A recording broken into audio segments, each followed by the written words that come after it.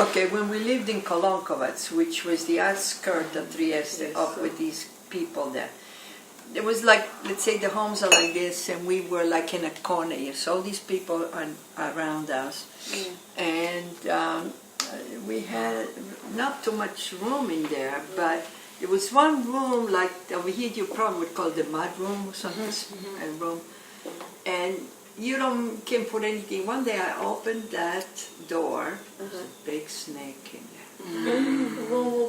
A big snake, was a hole in there. The snake came out, shut the door. I don't know what we did about it. We never went in there anymore. That was it. I don't know. What could you do? One less room. The bathroom was outside for everybody to use. Imagine if you have to get up, and it was really not a good way to live, not like the city. And they had toilet paper? We had to get our own. I don't know, or not even toilet. I don't know, whatever we used. Because now everything's toilet paper and maybe newspaper or something. Newspaper, maybe. Was it Charmin? Yeah, I know. Yeah, Charmin. You'd be lucky if you have some newspaper or corn cobs. Good thing we didn't stay too long there, but it was really the worst place we've ever been because of the situation. These people being against us, they knowing all the kids against us because they're communists, and we don't want. My parents didn't want to go to their meetings, they didn't want to participate, you know. Terrible. So they knew. But we did walk to school, a good half an hour walk. What else are you going to do? We went to school in a city like close by, you know. Yeah, cool. It was not easy for my parents, if I think about it. Then you come here and you find, wow, all this. You go in the store, you buy everything, you know, it's just... We all buy too much. And my mother, when we were driving home, my uncle picked us up from New York City. Yeah, when you got here. When we arrived in New York City, and with the four of us, I have even a picture of the four of us. You know, we're close in age. We would go visit somebody. My mother said, "You sit there, don't move." And I see the four of us. The people say, "Come on, help yourself." Michael said, "You know, there's food on the table." We were not touching it until we were invited because we were used to don't touch anything. So Michael said, "You're here in America. You help yourself." We were desiring to have a fruit, banana, especially up there. There's no banana. And we were looking and looking, but we didn't want to touch. Because my mother said, "Just sit there, don't touch anything." Okay.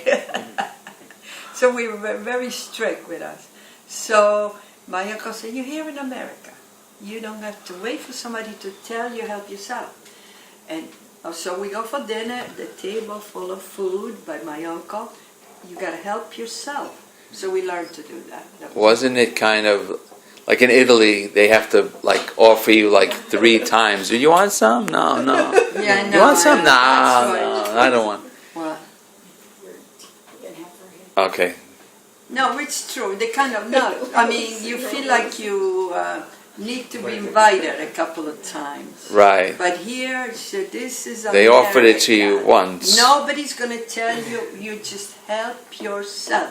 Well, did they offer it to you once and say, "You want some apples?" We No. were eyeing this as soon as we got there. This beautiful fruit my aunt had, Aunt Alicia, with bananas and apples. And we were looking. I wish that somebody. We were hoping that somebody would say, "Would you like some?" Nobody offered. Then we went to dinner, and they had a nice big table for dinner, and we were just waiting. So that's when my uncle realized, my mother's brother, he said, "You know, this is America. It's not like Italy. Nobody's going to ask you. You just help yourself." I said, I wish I would have known that before when we were looking at those bananas. You start eating now. Especially bananas. Oh, yeah. They have bananas in Italy, but more in the southern part where it's warmer. But up north, they don't grow because it's too cold, you know. I thought it was that they offered it to you once and you said no, but then yeah, I think so. They said, "Would you like some?" "No, thank you." So we wait for them to, come on, have some. That's true, you're right. And so we go, okay, they don't say that over here. "Oh, come on, have some." They insist, like in Italy, they do that, you know, in Italy. You say, no, to be polite, you're being polite. And I have a photo, I can't forget the photo, just sitting there on the sofa. hungry. Don't move. Don't touch. Don't talk, don't breathe. And Ray would sit still. I can't imagine Ray sitting yeah. still. He was things. He had to. He had to. Then we learned the American way. Help yourself. So you're like, here's the bread. Pass it through across the room. Yeah, I know. It's a different, It is. different It's in the mentality, freezer until you're ready different to eat. lifestyle. No, and it keeps it cold. Okay, what happens to it again? Yeah. Whatever you put in there,